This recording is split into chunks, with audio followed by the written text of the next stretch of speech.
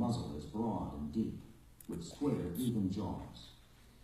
The distance from the stop to the tip of the nose should be 1/2 the distance from the stop up over the crown to the base of the skull. What about this dog's neck? The muzzle appears down-faced, and the skull lacks roundness. Here, the muzzle is not of sufficient length and depth. He will not have sufficient strength to grasp and carry game birds. This head is correctly proportioned and shaped, with a moderately rounded skull, deep muzzle, and pronounced stop. Note again the distinctive chiseling. From the front, you can see that the width of the muzzle is about equal to the width of the crown of the skull.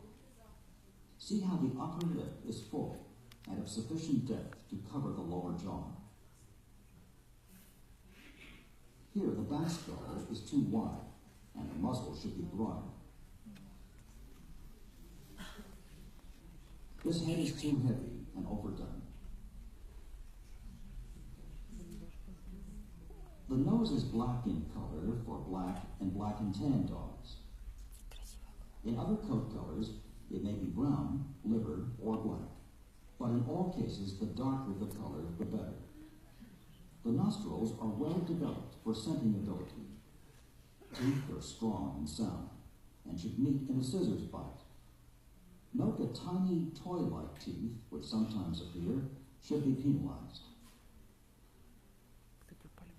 Correct eye shape and placement is an important component of the typical cocker expression. The eyeballs are round and full, and look directly forward. You can see that the shape of the eye rims gives the eye a slightly almond-shaped appearance. In color, the eye should be dark brown. In general, the darker the better. However, in liver and white dogs, a lighter eye is acceptable. The pigmentation of the eye rims should harmonize with that of the nose. These eye rims are sagging. Eyes that are too large and round or too small and narrow should also be faulted. These eyes are correctly shaped, placed, and colored. See how they help create the intelligent, alert, soft expression so characteristic of the cocker. Ears are longer and are long and well feathered. They should be of fine leather. Correct placement is such that the top of the ear is on a line no higher than the lower part of the eye. Proper length should allow the ear leather to reach the end of the nose when brought forward. But remember that correct ear placement and fine leather are more important than length. These ears are set too high. Ears that have leather which is too thick with heavy cartilage should also be faulted.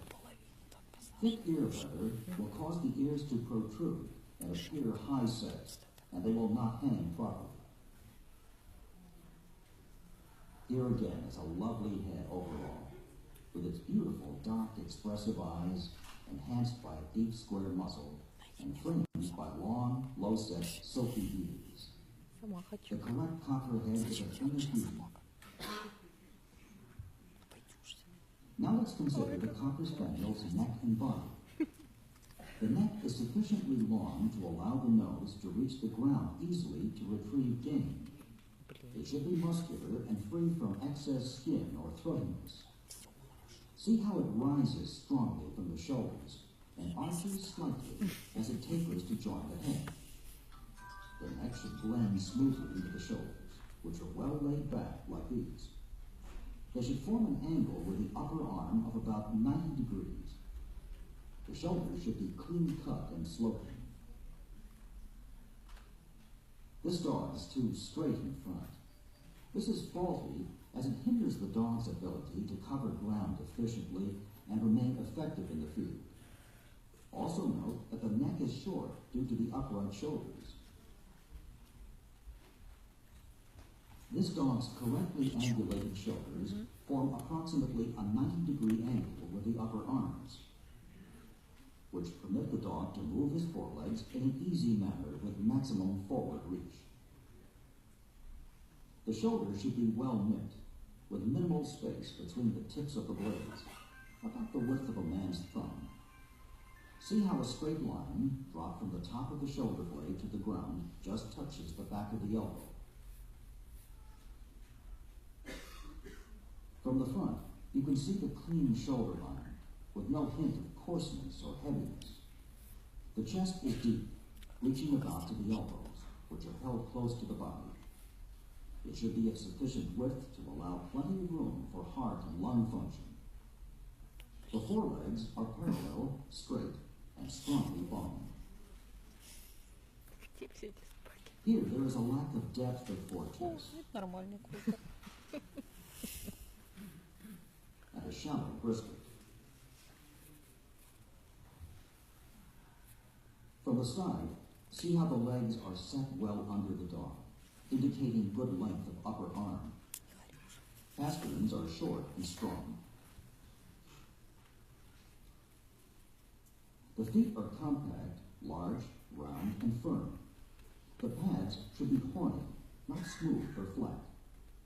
Remember to examine the feet closely with your hands, since trimming or heavy furnishings can disguise the actual shape of the foot. Remember, too, that the feet should point straight ahead, not turn in or out.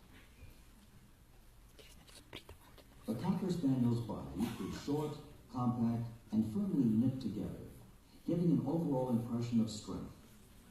The back is strong and slopes evenly and slightly downward from shoulders to set on of tail. Ribs are wide, well sprung, and deep. A level top line, which is parallel to the ground, is not preferred. Equally undesirable is a top line that has an exaggerated slope. This correct top line slopes evenly, but slightly toward the tail. The back is strong and hard, with no sign of rumpiness. The croup is only slightly rounded, not flat or steep. The tail is set on as a continuation of the top line. The tail is docked, its length in proportion to the dog. It is generally carried on a level with the back, or slightly higher, not straight up like a terrier, and not so low as to indicate timidity. When the dog is in motion, the tail action is merry. Tail carriage in the show ring should always be natural. Spiking the tail, that is, pushing the tail unnaturally out of position, should be discouraged. Hindquarters should be angulated to balance the angulation of the front quarters, preserving the dog's symmetrical appearance.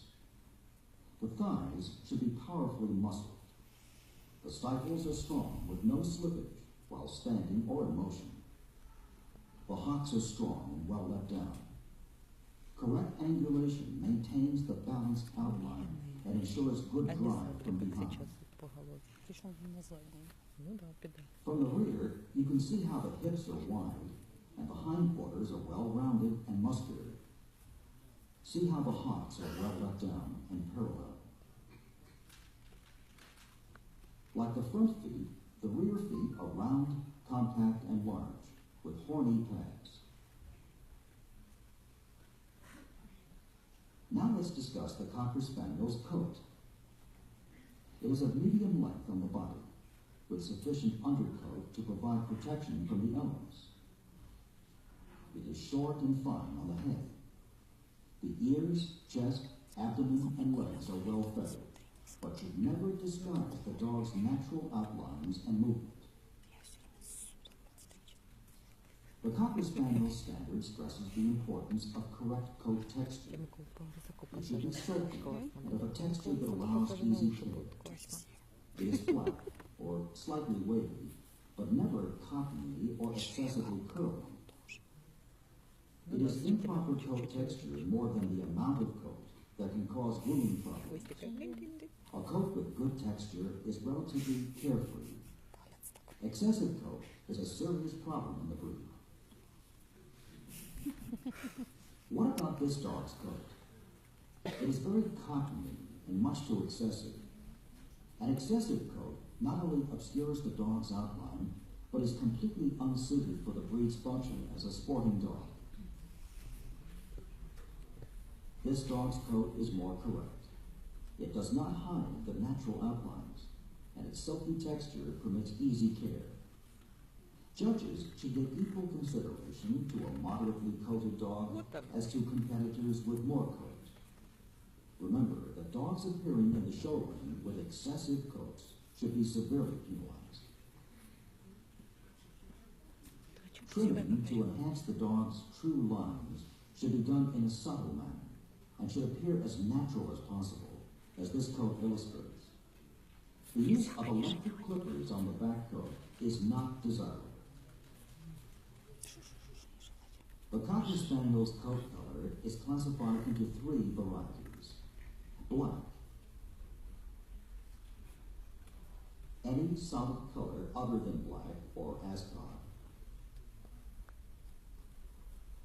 And party color. Let's discuss each color category individually. The black coat should be jet black, like this.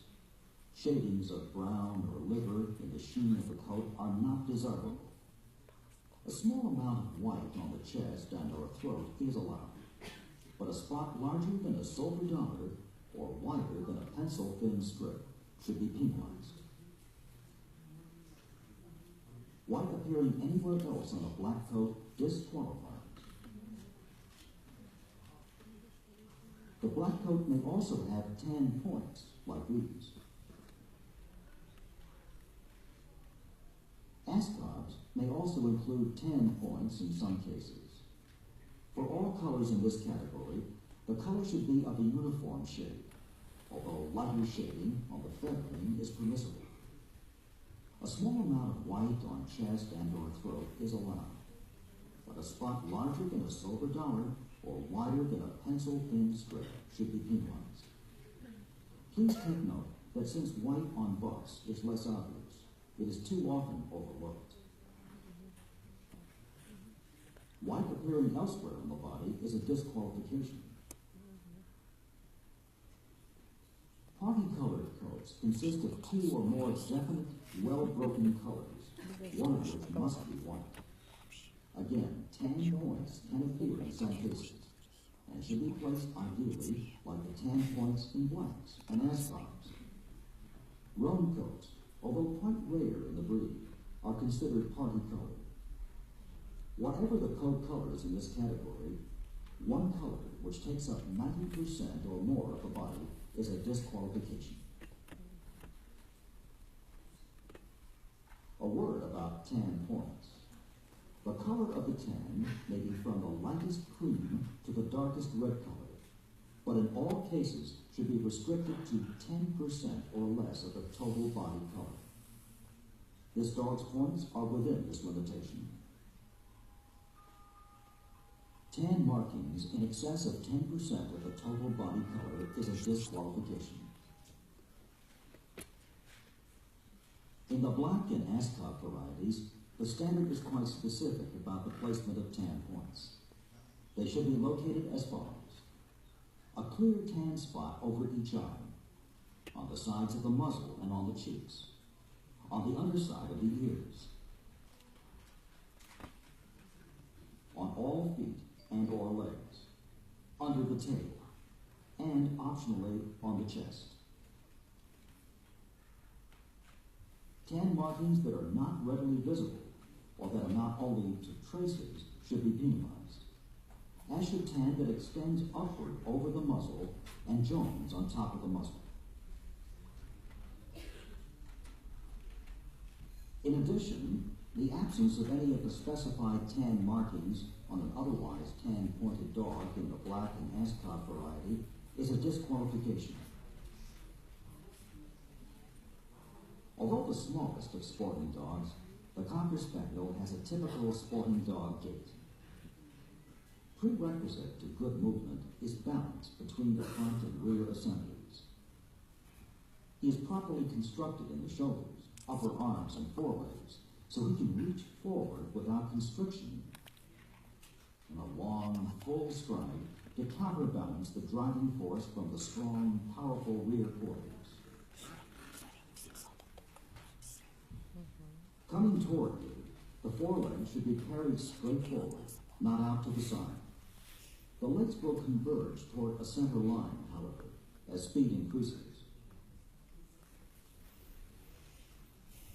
Going away, the rear legs follow in a straight line behind the forelegs, again with convergence toward a center line as speed increases. The hocks should remain strong with no looseness. This hind quarter movement appears too close. Here the front is loose. This dog is too steep and croup, and the tail is carried too high. Here the front reach is hampered due to straight shoulders.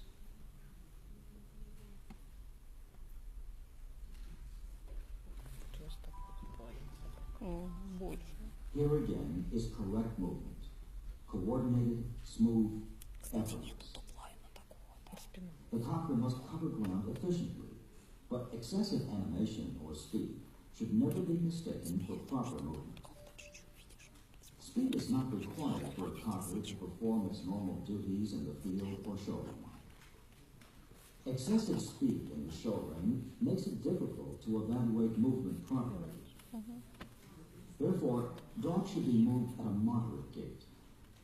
Studying the cocker moving or standing naturally is more important than evaluating him posed. Finally, a word about temperament. The Cocker Spaniel is always happy, outgoing, and even-tempered. Shy, timid dogs, or those which display unwarranted suspicion of strangers, are not typical of the breed and should not be considered for top placements. As you continue to study the Cocker Spaniel, always keep in mind that he should be a sturdy, compact, intelligent dog who was bred, first and foremost, to be a sporting dog. An animal equally happy to be hard at work, eagerly at play, or contentedly at rest.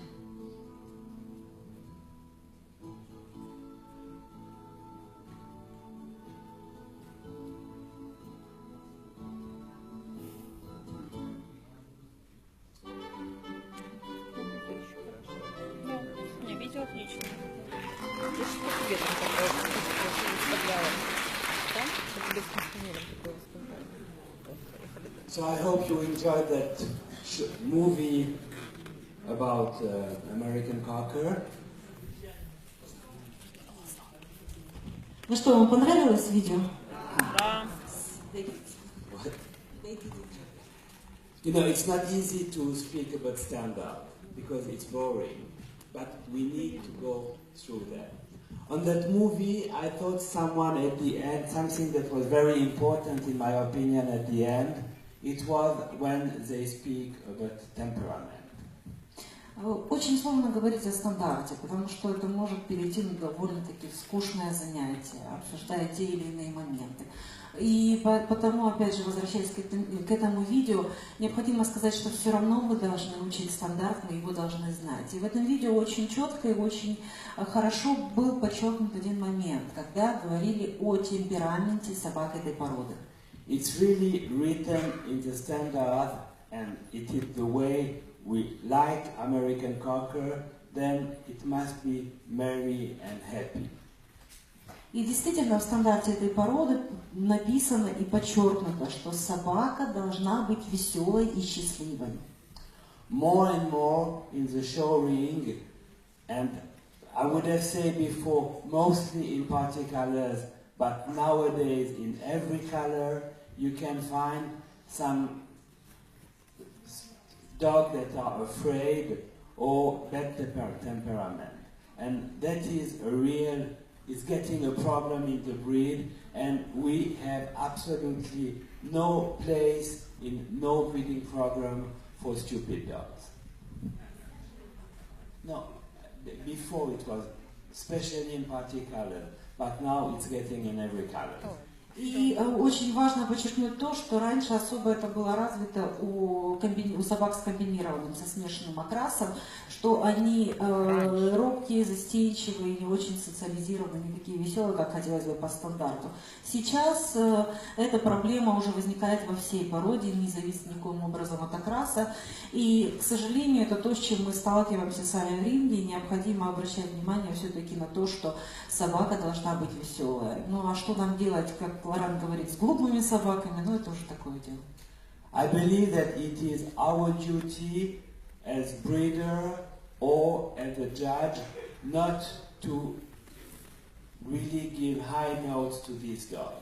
I think, for example, as a judge, also if it's a wonderful animal, take the temperament in consideration.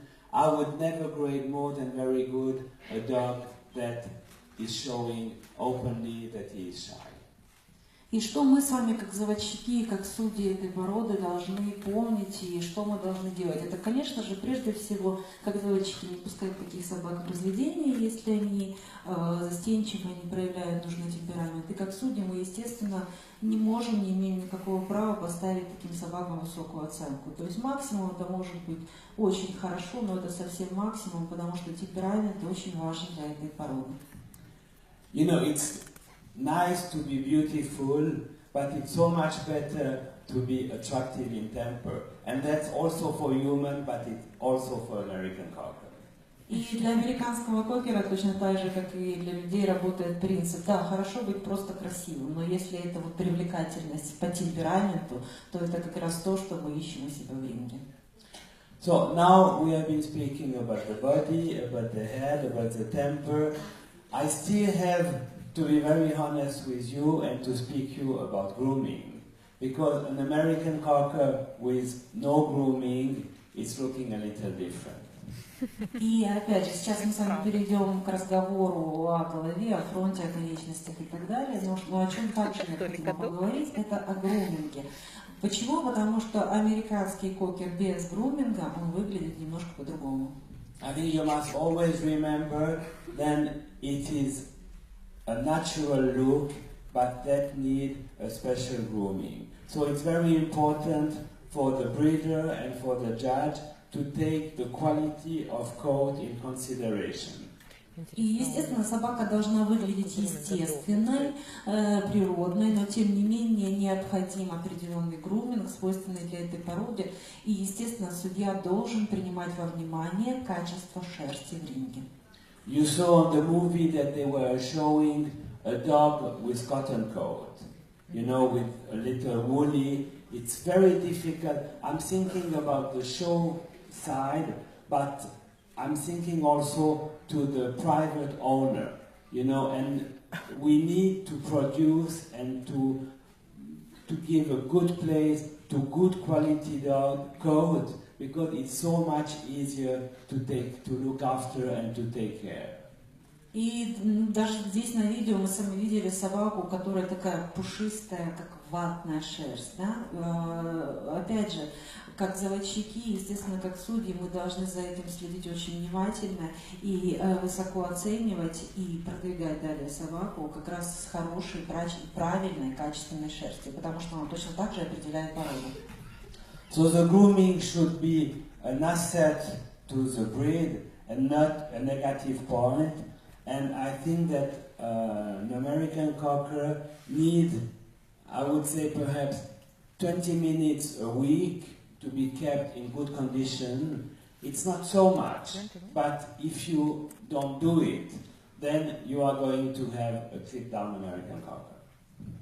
И опять же, как заводчики и как опытный заводчик, Лоран советует уделять кокеру дома около 20 минут в неделю. Этого будет вполне достаточно для того, чтобы держать шерсть в хорошем качестве. Потому что в любом случае, несмотря на все нюансы, моменты и так далее, но этой собаке, этой породе нужен груминг. Естественно, не чрезмерный, но это должна быть естественная шерсть, которая показывает качество и текстуру. I still believe that it's very important to mention that the American Cocker is very dedicated to the children. It's a very good companion for children, and it's a great family dog.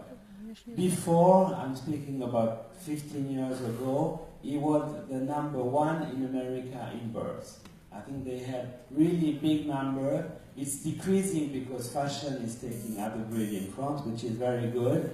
But always keep in mind that the best part of the American Cocker is the temperament.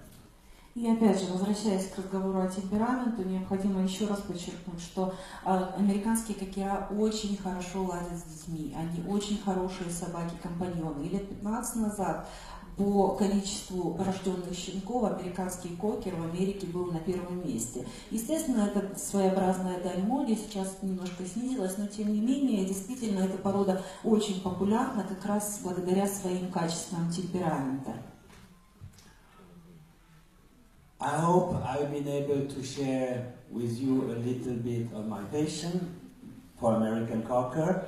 For me, I think it's the #1 breed. I love all the dogs, many other breeds, but when I see a beautiful American Cocker moving in the ring, it's making something in my heart. And my goal of the today presentation was to share that feeling with you. И, как Лоран уже говорил, что американские кокера занимают для него очень важную часть жизни. И когда он действительно очень предан, и он очень страстно и с любовью относится к этой породе, он хочет поделиться этой любовью и интересом с вами сегодня. Потому что когда к нему в ринг заходит очень красивый кокер, это заставляет его сердце биться быстрее и чаще, потому что это вот то, чем он живет. Thank you very much.